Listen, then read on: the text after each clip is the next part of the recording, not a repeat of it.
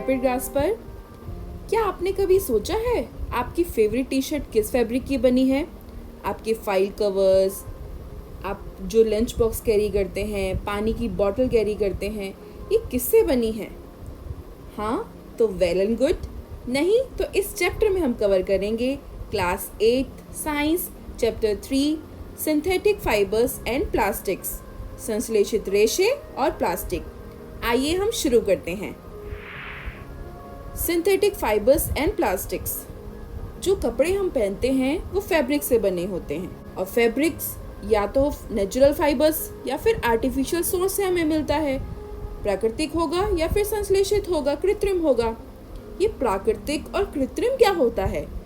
Natural fibres यानी प्राकृतिक तंतु वह होते हैं जो हमें प्लांट और एनिमल से मिलते हैं, जैसे कपास, ऊन, रेशम। ये सभी हमें या तो पौधे या फिर जंतुओं से, प्लांट और एनिमल से जो हमें मिले, उन्हें हम कहते हैं natural fibres, like cotton, wool and silk etcetera. Synthetic fibres, संश्लेषित रेशे, ये ह्यूमन बीइंग्स ने बनाए हैं, इन्हें मानव ने बनाया है, इसलिए इन्हें मानव निर्मित रेशे कहा जाता है। Natural fibres from plants and animals, synthetic fibres are man made fibres. हम डेली लाइफ में कितने ही फाइबर्स यूज करते हैं। कुछ तो प्राकृतिक होते हैं और कुछ उसमें कृत्रिम होते हैं, आर्टिफिशियल होते हैं। आप इस टेबल को अपने डेली लाइफ एग्जाम्पल से भी फिलअप कर सकते हैं। लाइक आप टूथब्रश, ये कौन से फाइबर से बना है? आपका कारपेट, आपके कपड़े, ऐसे ही इस टेबल को आप कंप्लीट कर सकते हैं। तो आप समझ पाए कि कुछ तो हैं इसमें नेचुरल फाइबर्स और कुछ हैं इसमें synthetic fibres. What are synthetic fibres? संश्लेषित रेशे क्या हैं? क्या आपने कभी एक नेकलेस जो कि बीड से बना होता है, मोतियों से बना होता है, या हार, उसको कभी ध्यान से देखा है? या फिर पेपर क्लिप्स, कागज की क्लिपों को ही जब हम लंबा जोड़ते चले जाते हैं, एक से एक को कनेक्ट करते चले जाते हैं, तो एक लंबी सी चेन बन जाती है। हाँ जी, इसी तरह एक सिंथेटिक फाइबर जो होता है, कृत्रिम रेशा, संश्लेषित रेशा, ये भी छोटी इकाइयों से जुड़कर ही बना होता है। This is also a chain of small units joined together. और हर स्मॉल यूनिट, हर छोटी इकाई, वो वास्तव में एक रासायनिक पदार्थ है, यानी कि वो केमिकल सब्सटेंस है। और जब बहुत सारी स्मॉल यूनिट्स आपस में जुड़ती चली जाती हैं, तो वो एक पॉलीमर बना देती हैं। पॉलीमर यानी जिसमें बहुत सारी यूनिट जुड़ी हुई हैं। पॉलीमर में दो ग्रीक वर्ड्स हैं, पॉली और मर। पॉली मीन्स मैनी, यानी बहुत सारे, एंड मर मीन्स पार्ट और यूनिट, यानी जब बहुत सारी यूनिट्स आपस में जुड़ जाती हैं तो पॉलीमर बन जाता है। Polymer, it is made up of many repeating units. Hindi में इसे बहुलक कहते हैं, और पॉलीमर एक बहुलक है, यानी बहुत सारी इकाइयों से मिलकर बना है ये पॉलीमर। पॉलीमर नेचर में भी होते हैं, जैसे कॉटन, ये सेलुलोस इस पॉलीमर का नाम है। और सेलुलोस, जब बहुत सारे ग्लूकोज यूनिट्स आपस में जुड़ जाती हैं तब बनता है सेलुलोस। जैसे आप पिक्चर में देख रहे हैं, छोटी छोटी यूनिट्स को हम मोनोमर्स कहते हैं, और जब ये जुड़ जाती हैं आपस में तो ये पॉलीमर बन जाता है, बहुलक बन जाता है। अब समझते हैं टाइप्स ऑफ सिंथेटिक फाइबर्स, संश्लेषित रेशों के प्रकार। पहला प्रकार है रेयॉन। रेयॉन, हमने क्लास 7 में सिल्क के बारे में पढ़ा था कि सिल्क फाइबर हमें सिल्क वॉर्म से मिलता है, और इसकी खोज हुई थी चाइना में। चाइना ने बहुत टाइम तक इसे सीक्रेट रखा था। फैब्रिक जो हमें सिल्क फाइबर से मिलता है वो बहुत ही महंगा था, बहुत ही कॉस्टली होता है, क्योंकि इसकी बनावट, इसका टेक्सचर बहुत ही सुंदर होता है। और इसी के चलते बहुत सारे अटेम्प्ट किए गए कि सिल्क को आर्टिफिशियली बनाया जा सके, क्योंकि ये बहुत महंगा होता है, और अगर आर्टिफिशियली बन जाएगा, कृत्रिम रूप से बन जाएगा, तो सबकी रीच में होगा, सब इसे पा सकेंगे। 19वीं सेंचुरी आते आते साइंटिस्ट को इस काम में सक्सेस मिल गई, और उन्होंने एक ऐसा फाइबर बनाया जो बिल्कुल सिल्क के जैसा ही था, और इस फाइबर को उन्होंने नाम दिया रेयॉन। रेयॉन हालांकि वुड पल्प से बनता है। जब केमिकली ट्रीट किया जाता है वुड पल्प जिसे काश की लुगदी कहते हैं, इस के रेशे से ही हमें रेयॉन का रेशा मिलता है। फिर भी एक मानव निर्मित रेशा है। यह रेशम से सस्ता होता है, चीपर होता है देन सिल्क, और इसको कई तरीके से रेशम के जैसा ही हम बुन सकते हैं। इसके कई रंगों में इसको रंगा जा सकता है, डाई किया जा सकता है इसको वेरियस वेराइटी ऑफ कलर्स में। रेयॉन को अगर हम कॉटन से के साथ मिक्स कर दें तो हम बेडशीट बना सकते हैं, और अगर रेयॉन को वूल के साथ मिक्स कर दिया जाए तो इससे हम कारपेट्स बनाते हैं। आप पिक्चर में भी देख रहे हैं। रेयॉन को कपास के साथ मिलाकर बिस्तर की चादरें बनाते हैं, और जब ऊन के साथ मिला देते हैं तो कालीन या गलीचा बन जाता है।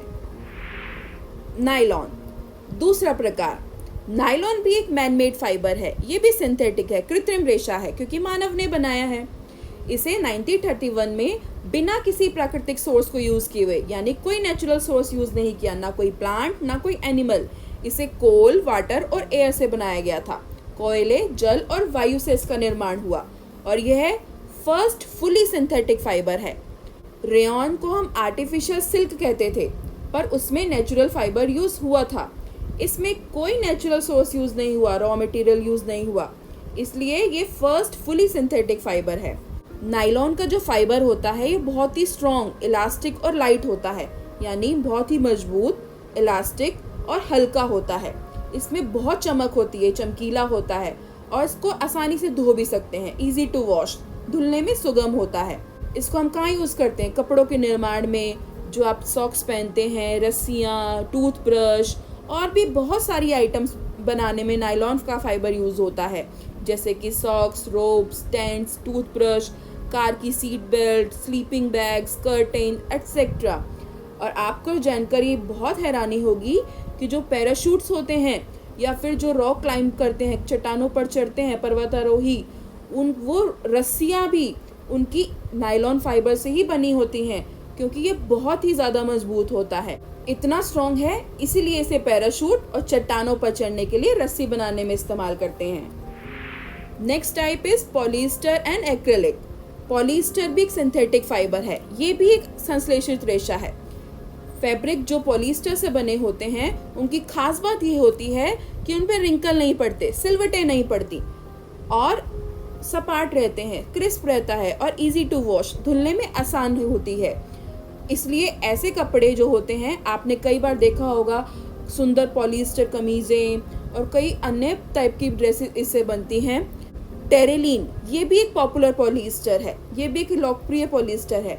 इससे बहुत सारे महीन रेशे, फाइन फाइबर्स बनाए जाते हैं, जिससे अलग अलग तरह की हम ड्रेसेस या फिर फैब्रिक्स बुन सकते हैं। आपने कभी बॉटल्स पे लिखा हुआ देखा है पीईटी बॉटल्स, पीईटी जार्स, जिसमें हम राइस या शुगर स्टोर करते हैं, पानी की बॉटल्स, इन पे भी पीईटी लिखा होता है।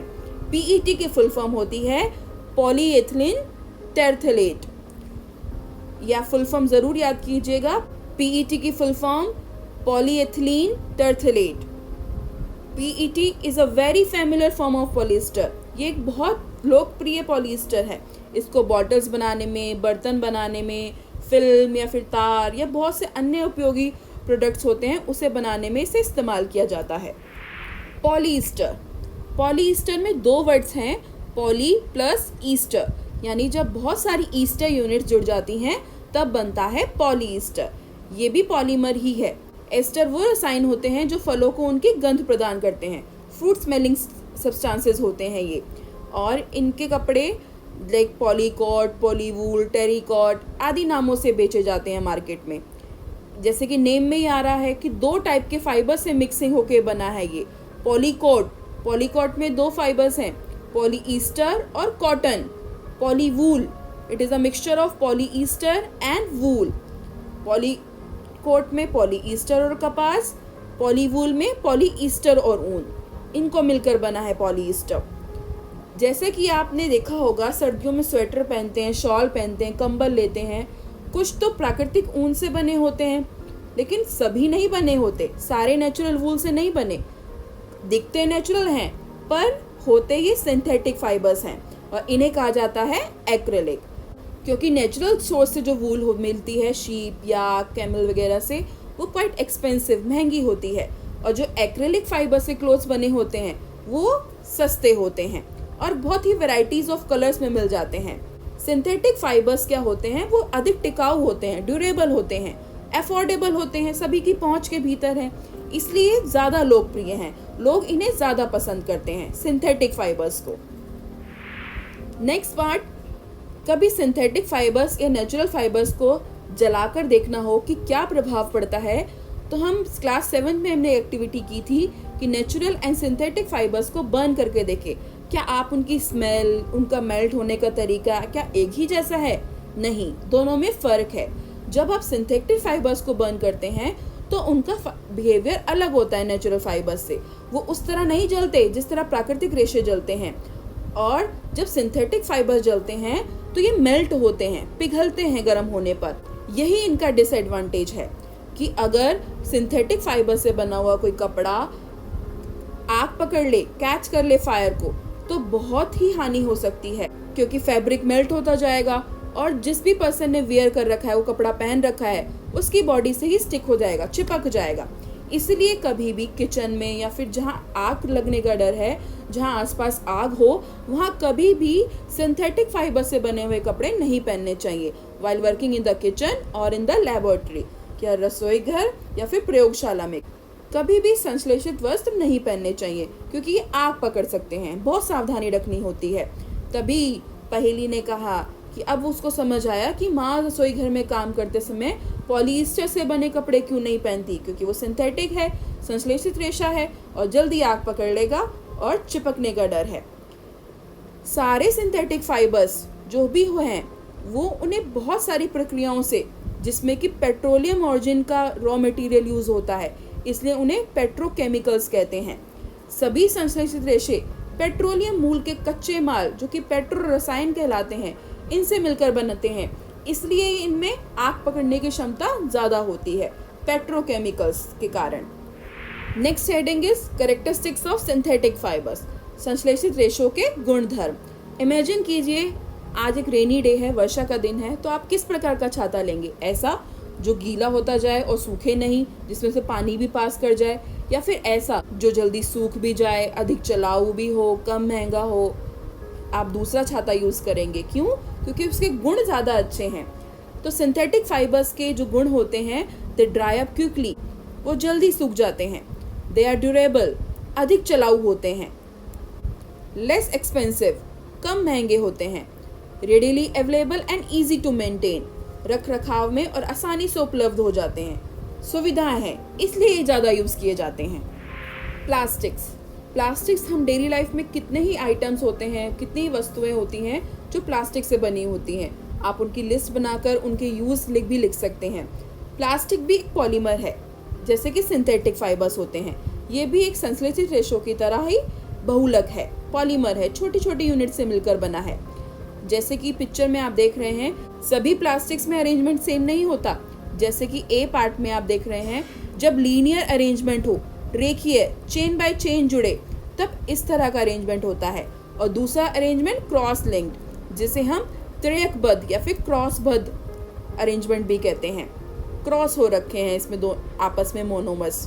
प्लास्टिक के जो आर्टिकल्स होते हैं वो बहुत ही अलग अलग शेपों में, साइजेस में आप अपने डेली लाइफ में भी देख सकते हैं। अगली पिक्चर में भी देखेंगे कितने ही वैरायटीज़ में हम इनको ढाल सकते हैं, क्योंकि प्लास्टिक होता है वो ईजिली मोल्डेबल हो जाता है, आसानी से उसको कोई भी आकार दे सकते हैं। प्लास्टिक को रिसाइकिल किया जा सकता है, रीयूज़ किया जा सकता है, कलर कर सकते हैं, मेल्ट कर सकते हैं, उसकी शीट्स बना सकते हैं, उसकी वायर्स बना सकते हैं, तार बना सकते हैं, चादरें बना सकते हैं। कि इसलिए इसके बहुत सारे गुणों के होने के कारण इसकी जो वैरायटी ऑफ यूजेस है, उसको विभिन्न प्रकार के उपयोग हम करते हैं। पॉली प्लस इथीन, ये भी एक एग्जाम्पल है प्लास्टिक का ही, जो कि पॉलीथीन बैग्स आप यूज़ करते हैं, कितने ही सब्जियां लाने में, कपड़े लाने में पॉलीथीन बैग्स यूज़ करते हैं, वो भी एक प्रकार का प्लास्टिक ही है। पिक्चर में आप देख रहे हैं डिफरेंट टाइप ऑफ आर्टिकल्स दिखा रखे हैं, चेयर, बकेट, ग्लास, टॉयज़, ये सभी प्लास्टिक के बने हैं। क्यों? क्योंकि इनके गुण ऐसे हैं, इनको ईजिली मोल्ड कर पाते हैं, अलग कलर्स में रख सकते हैं, शीट्स बना सकते हैं, वायर्स बना सकते हैं, इसलिए इनकी वैराइटीज़ हैं यूजेस की। पॉलीथीन प्लास्टिक का ही उदाहरण है, जो हम पॉलीथीन थैलियाँ यूज़ करते हैं, उसमें यही पॉलीमर यूज़ होता है। अब हम पढ़ेंगे प्लास्टिक के प्रकार। जैसे कि आपने देखा होगा, कुछ प्लास्टिक गर्म होने पर बेंड हो जाते हैं और ब्रेक भी हो जाते हैं कई तो। जैसे कि प्लास्टिक बॉटल में कभी हम गर्म पानी डाल दें या चाय डाल दें तो वो डिफॉर्म हो जाती है, विकृत हो जाती है। ऐसा प्लास्टिक जो गर्म करने पर आसानी से विकृत हो जाए, यानी कि मोल्ड हो जाए, इस प्लास्टिक को हम कहते हैं thermoplastic. Such plastic which get deformed easily on heating, गर्म होने पर डिफॉर्म हो जाए, अपना शेप बदल ले, और कैन बी बेंट ईजिली, और आसानी से मुड़ भी जाए, इसे हम थर्मोप्लास्टिक कहते हैं.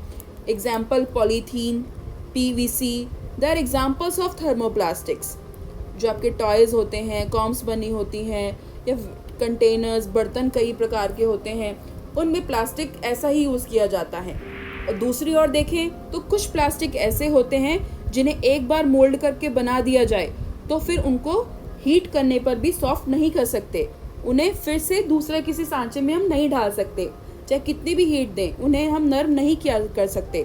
उन्हें हम थर्मोसेटिंग प्लास्टिक कहते हैं, यानी वो सेट हो चुके हैं, एक आकार में ही सेट हैं.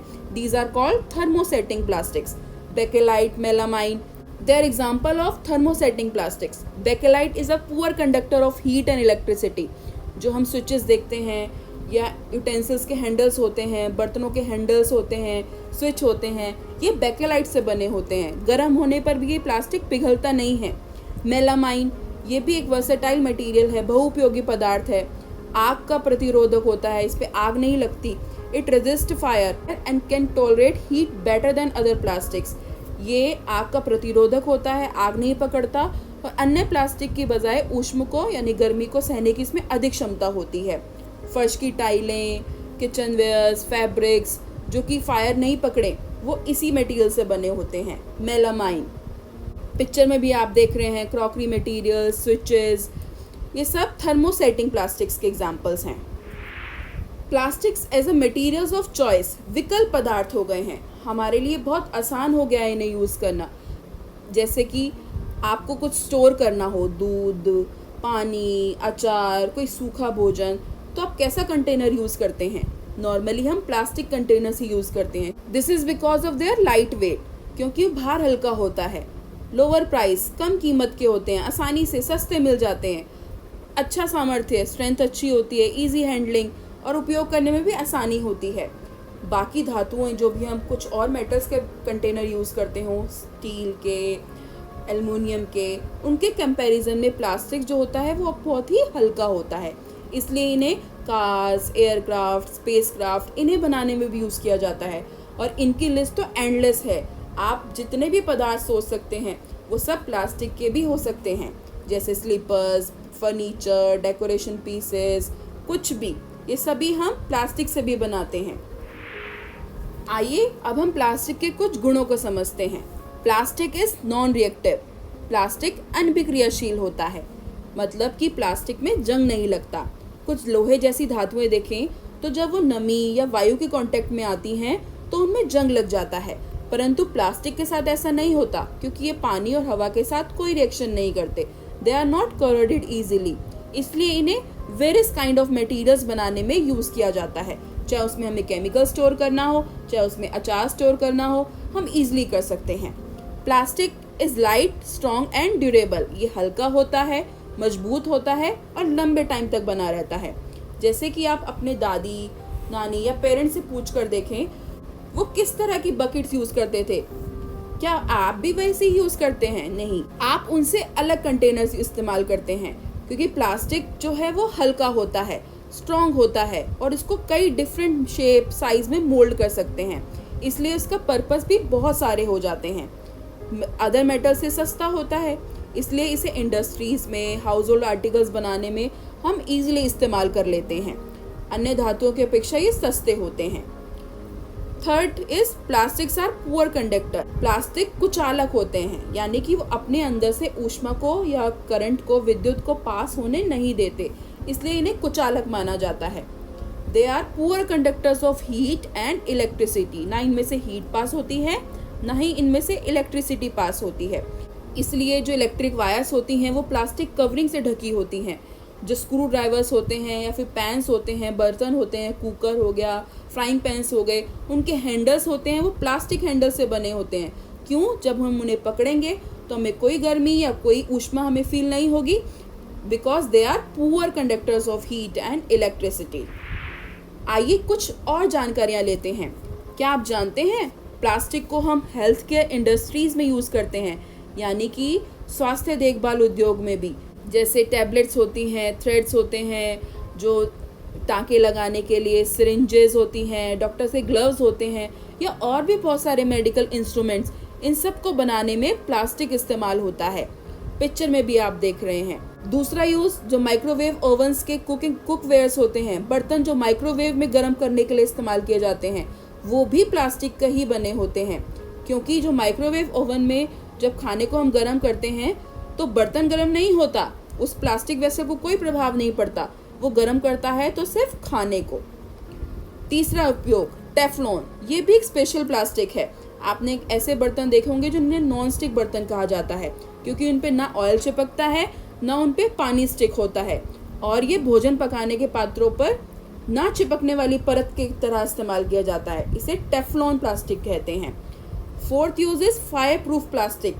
जो अग्नि बुझाते हैं, जो फायरमैन होते हैं, उनकी जो ड्रेस होती है उन पर एक मेलामाइन शीट की लेयर होती है, ताकि उन्हें जब आग में एंटर करना होता है तो आग उन्हें ना कैच कर ले। इसलिए उनकी ड्रेस को हम मेलामाइन फाइबर से कोट करते हैं, और वो मेलामाइन रेजिस्ट करता है आग को, अग्निरोधक होता है वो। इसलिए मेलामाइन प्लास्टिक की परत से वो फायरमैन की जान बच जाती है और आग भी बुझ जाती है। पर प्लास्टिक जितने हमें यूजफुल लग रहे हैं, हमारे ही कारण उनका एनवायरनमेंट पे गलत प्रभाव आ रहा है। प्लास्टिक और पर्यावरण, जब हम मार्केट जाते हैं तो हम बहुत सारे रूपों में प्लास्टिक को अपने घर ले आते हैं। आप सोच के देखिए, सब्जी वाले भैया सब्जी आपको प्लास्टिक के बैग्स में देते हैं, कोई कपड़े लेने जा रहे हैं, दूध लेने जा रहे हैं, सबकी पैकिंग ज़्यादातर पॉलीथीन बैग्स में ही होती है। तो क्या रीज़न है कि प्लास्टिक वेस्ट इतना ज़्यादा इकट्ठा होता जा रहा है, जो अल्टीमेट गार्बेज बन जाता है, कूड़ा बन जाता है, और इसको डिस्पोज करना यानी कि इसका निपटारण करना एक बहुत बड़ी प्रॉब्लम बनता जा रहा है। तो आइए इस पर विचार करते हैं। हमारे चारों ओर दो टाइप के पदार्थ हैं, दो टाइप के सब्सटेंसेस हैं। एक है बायोडिग्रेडेबल और दूसरे हैं नॉन बायोडिग्रेडेबल। बायोडिग्रेडेबल वो मटेरियल्स होते हैं जो डिकम्पोज हो जाते हैं through natural processes such as action by bacteria, यानी उन्हें जीवाणु खा जाएं, सड़ा दें, गला दें। ऐसे मटेरियल्स को हम बायोडिग्रेडेबल मटेरियल्स कहते हैं। और दूसरे टाइप के मटेरियल जो they are not easily decomposed by any natural process, that is known as non biodegradable substances. ऐसे पदार्थ जो प्राकृतिक प्रक्रिया जैसे जीवाणु की क्रियाओं द्वारा या फिर खाद बनाने की प्रक्रिया जो हम करते हैं उनके द्वारा अपघटित हो जाएं, उन्हें हम जैव निम्नीकरणीय कहते हैं। और दूसरी तरफ ऐसे पदार्थ जो प्राकृतिक क्रियाओं द्वारा सरलता से विघटित नहीं हो, उन्हें बहुत टाइम लगता है घटने में, उन्हें हम जैव अनिम्नीकरणीय पदार्थ कहते हैं। तो दो टाइप के पदार्थ हैं, बायोडिग्रेडेबल, नॉन बायोडिग्रेडेबल, जैव निम्नीकरणीय, जैव अनिम्नीकरणीय। आइए इस टेबल से हम समझते हैं। टाइप ऑफ वेस्ट जैसे कि सब्जी, फलों के छिलके, कागज, सूती कपड़ा, लकड़ी, ऊनी वस्त्र, एल्युमिनियम, धातु के डब्बे, प्लास्टिक बैग्स। आप पिक्चर्स में भी समझ सकते हैं, जैसे कि सब्जी और फलों के छिलकों को घटने में 1 से 2 वीक लग जाते हैं। इसलिए हमें जैव निम्नीकरणीय यानी बायोडिग्रेडेबल हैं ये, जो सड़ जाएं, जो आसानी से अपघटित हो जाएं। पेपर, ये भी 10 to 30 डेज में डिग्रेड हो जाता है, इसलिए इसे बायोडिग्रेडेबल कैटेगरी में। कॉटन क्लॉथ भी बायोडिग्रेडेबल, वुड भी, जो भी नेचुरल सोर्स से मिलेगा वो बायोडिग्रेडेबल ही होगा, और जो मैनमेड होता है मोस्टली वो नॉन बायोडिग्रेडेबल होते हैं। पिक्चर में भी देख रहे हैं बायोडिग्रेडेबल और नॉन बायोडिग्रेडेबल।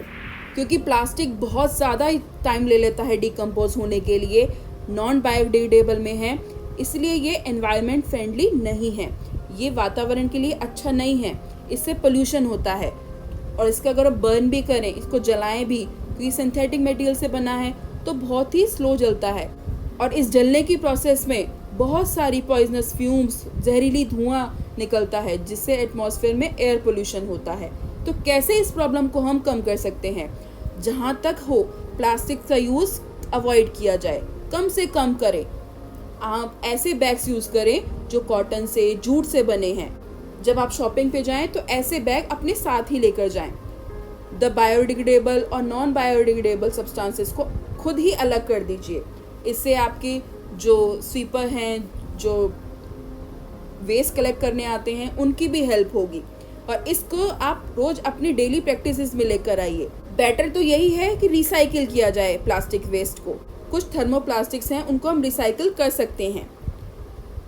और रिसाइकलिंग के टाइम क्या होता है, कुछ कलरिंग एजेंट्स डाले जाते हैं जिससे कि हम उनका यूज़ कम हो जाता है स्टोरेज ऑफ फूड करने के लिए, यानी कि रिसाइकिल प्लास्टिक में फूड स्टोरेज करना ठीक नहीं होता। हम रिस्पॉन्सिबल सिटीजन होने के नाते ये 5R का प्रिंसिपल अपना सकते हैं। 5R, इसे आप अपनी हैंड पे भी काउंट कर सकते हैं, अपनी 5 फिंगर से। पहला, रिड्यूस, कम से कम यूज़ करें, रिड्यूस करें प्लास्टिक को। रीयूज़, एक अगर हम प्लास्टिक की बॉटल यूज़ कर रहे हैं तो रीयूज़ हो सकती है, दोबारा पानी फिल हो सकता है उसमें, रीयूज़ करें। रिसाइकिल, उसे प्रॉपर डिस्पोज ना कर दें, रिसाइकिल करें। अगर वो फैक्ट्रीज में जाकर रिसाइकिल हो सकता है किसी और फॉर्म में, तो उसे वह किया जाए। Third is recycle, recover, recover किया जाए, वेस्ट से भी हम इसको रिकवर कर सकते हैं। एंड लास्ट इज रिफ्यूज़, कम से कम अवॉइड किया जाए। अगर हम ये 5 हैबिट्स अपने अंदर डेवलप करेंगे तो ये एनवायरनमेंट फ्रेंडली होगा और पोल्यूशन भी कम से कम होगा। 5R principle, reduce, reuse, recycle, recover and refuse. Plastic क्योंकि पर्यावरण हितैषी नहीं है, पर्यावरण में प्रदूषण का कारण ये बनता है, अगर इसे हम जलाते हैं तो विषैली धुएं निकलती हैं। ये अभी हमने समझा क्योंकि ये पर्यावरण को प्रदूषित करता है। यथासंभव प्लास्टिक का उपयोग से हमें बचना है। कपास या जूट के बने थैलों का प्रयोग करना है। दोनों टाइप के अपशिष्ट पदार्थों को जैव निम्नीकरणीय और जैव अनिम्नीकरणीय पदार्थों को अलग अलग इकट्ठा करना है और इस तरह व्यवहार को अपने घर में भी इस्तेमाल करना है। प्लास्टिक अपशिष्ट जो होते हैं, कूड़ा जो होता है, उसे पुनः चक्रित, रिसाइकिल करना है, क्योंकि कई तरह के थर्मोप्लास्टिक जो होते हैं वो रिसाइकिल हो सकते हैं। 5R का सिद्धांत हमें याद रखना है। उपयोग कम करना है, रिड्यूस, पुनः उपयोग करना है, रीयूज, पुनः चक्रित करना है, रिसाइकल, पुनः प्राप्त करना है, रिकवर, और उपयोग नहीं करना है, रिफ्यूज। ये 5 हैबिट्स अगर हम डाल लेंगे तो पर्यावरण को भी हेल्प होगी और प्लास्टिक पोल्यूशन को भी हम कम कर पाएंगे। क्या आपने कभी कूड़े का ढेर देखा है जहाँ गाय या कोई और पशु उसे खा रहा हो?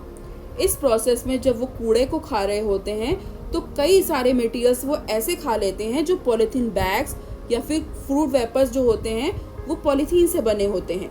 क्या आप इनका प्रभाव जान सकते हैं? इनके परिणाम क्या होगा?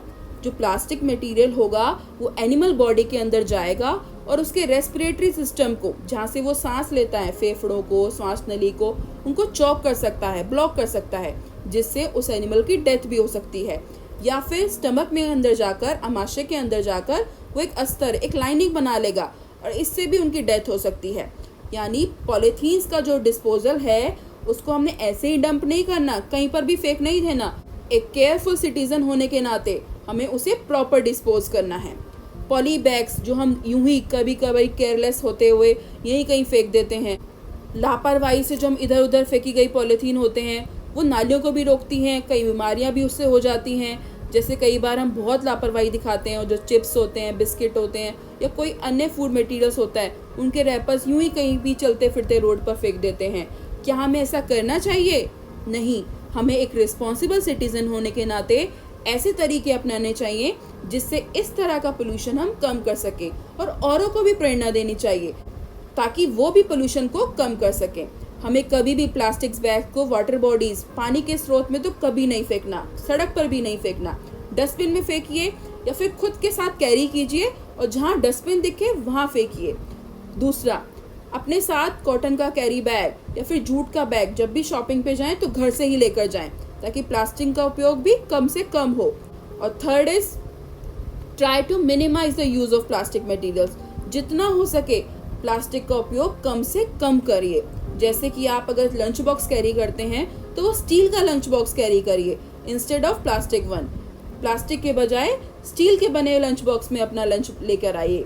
कुछ कीवर्ड्स जो हमने इस चैप्टर में कवर किए, एक्रेलिक सिंथेटिक फाइबर है, कृत्रिम रेशा रेयॉन, नायलॉन सिंथेटिक फाइबर का ही प्रकार है, बहुत मजबूत होता है, plastic, polyester, polymer, polythene, rayon, ये सब हमने इस चैप्टर में कवर किए हैं। Thermoplastics, thermosetting plastics. समरी से भी आप चैप्टर को पूरा समझ सकते हैं। सारे ही पॉइंट्स इस चैप्टर में कवर हुए हैं। Thank you guys for watching our video. Please make sure you subscribe the channel, like and comment also. मिलते हैं जल्दी एक नई वीडियो के साथ। तब तक stay healthy, stay safe and keep smiling.